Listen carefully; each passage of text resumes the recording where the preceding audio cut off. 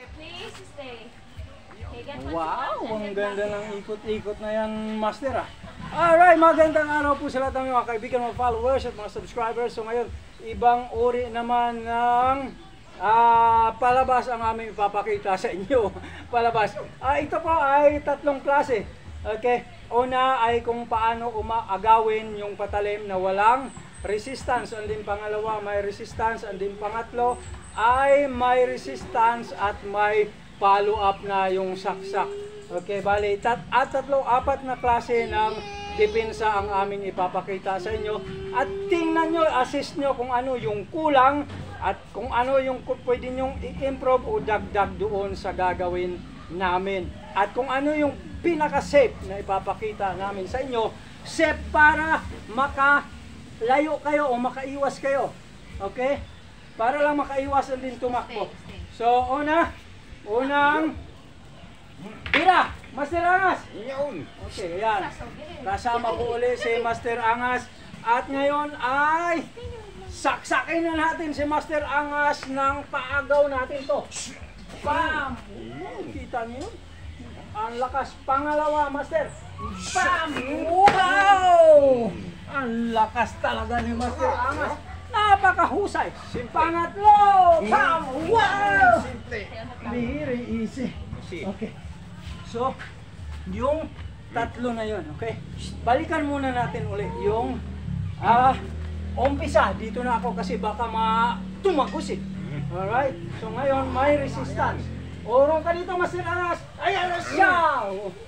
Hindi na nahuli. Pangalawa, pasok, Master Angas.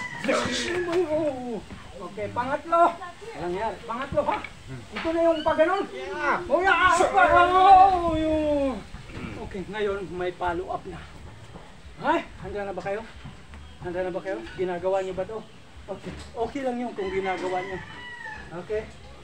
Pero sipin nyo na Master Angas, wala. Master Angas, wala daw yun. Ngayon may follow-up na. Wala, hindi siya nakaalis. Nandyan lang siya, hindi siya nakaalis. Pangalawa, sakul na naman. Sakul na dito, sakul pa sa liit. Pangatlo, dapat ito yung gano'n. Yan, tinanarin. Wala, di ba? Wala lahat. Pasok. Okay. Ngayon yung gagawin namin pang-apat. Ito yung madalas na aming ginagawa at sinishare sa mga gustong kaiwas sa saksak. Okay? Okay pa. Mahusay yun ah.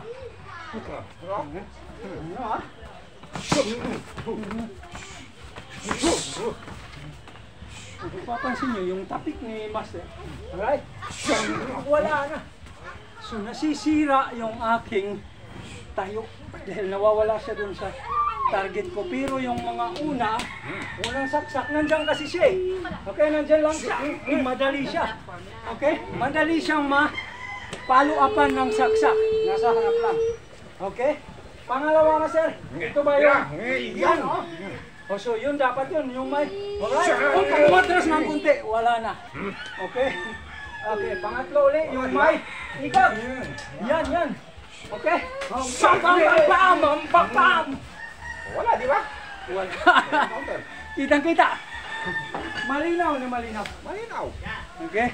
Ayun yun. Alright? Tapos yung pang-apat, ito na. Okay? Tapos? Wala na siya. Kung baka, nakakaiwas siya doon sa follow-up. Alright? Tapik lang. Alright? Ganun lang siya. So mamimili na lang kayo kung alin yung inyong gagawin at kung alin ang inyong paniniwalaan.